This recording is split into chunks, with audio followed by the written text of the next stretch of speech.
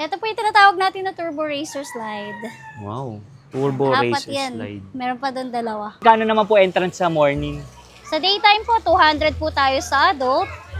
Overnight naman is 250. Same rate po sa bata, 150. Dito sir, meron tayong tatlong pool. May kiddie pool tayo dyan, adult pool, tsaka beach pool po. Wave pool. 0 feet to 4.5 feet po siya. Kaya siya gusto-gusto ng mga tao. Siyempre, mula bata hanggang matanda, isip bata, pwede po dyan. Pero tumataas yung wave po niyan, Yes, no? opo. Isa yan sa mga amenities natin, sir. Yan yung tinatawag namin na giant slide, yung blue. Bali yan po, same with wave pool, may oras lang din siya. Basta maka 30 adults tayo, pasok na yan. May one set na po tayo. Bali, ito yung tinatawag namin na gazebo po. 15 to 20 packs po yung capacity niya. Sir, ang number 1 rule kasi natin dito, bawal po tayo magdala ng alak. Ang alak po, sa resort lang po tayo bibili. So may tindahan kami dyan. Other than that, any food, any drinks, allowed po tayo magdala. Ito naman sir, yung tinatawag nating cabana.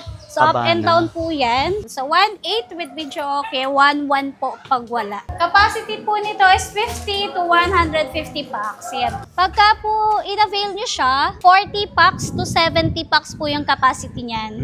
So, each rooms, meron po yung 5 rooms. Nasa 3rd floor po natin, yan yung tinatawag naming dormitory rooms. So, siya yung pinakamarami po ang capacity. 8 to 12 packs po allowed dyan.